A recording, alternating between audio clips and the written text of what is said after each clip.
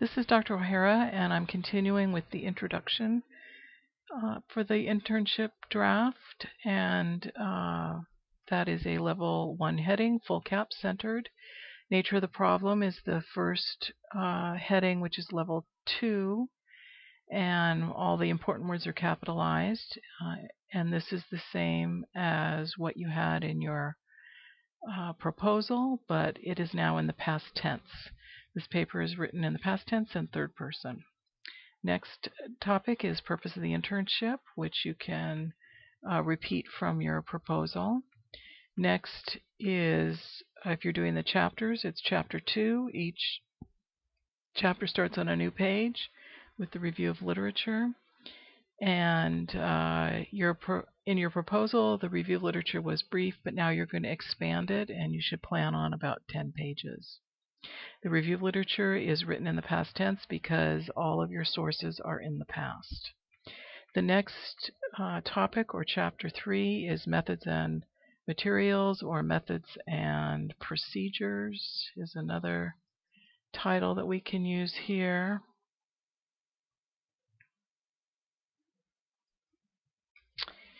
We have the site specifics, which include the mentor. Notice this is a level 3 heading that is centered and underlined.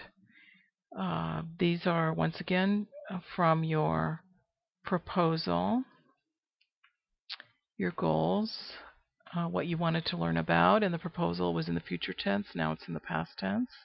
Your learning objectives, what you wanted to learn in the past tense.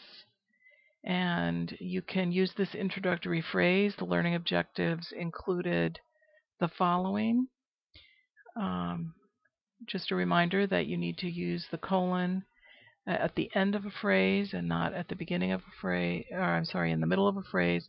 So to put the colon here would be incorrect, but by adding this phrase, the following, which is an object of the sentence, now you have a complete phrase.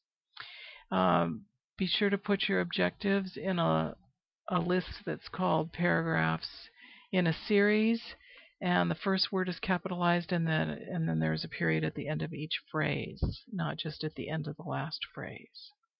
The schedule activities is the table that you did for the proposal, only now it's in the past tense as opposed to the future tense. This particular table is one that was done in Word.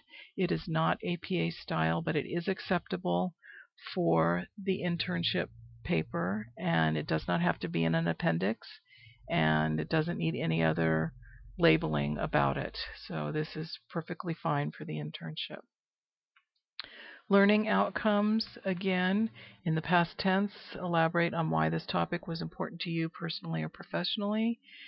Be sure to state what you do for a living and how this was not a conflict of interest for you. In the fourth chapter, or this topic is results, this is where you're going to talk about the strengths, weaknesses, opportunity, and threats. And this is where you're going to give Dr. Kelly a critical analysis of your experience and whether you were able to meet your learning objectives or not. Notice that this is in the under the results section, and in the proposal it was in the third section of the methods and procedures.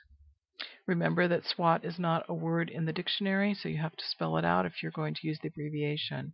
And just a word about abbreviations. If you are not going to use them frequently, it is recommended that you don't use them at all. And if you have a lot of abbreviations, it can be very confusing for your reader.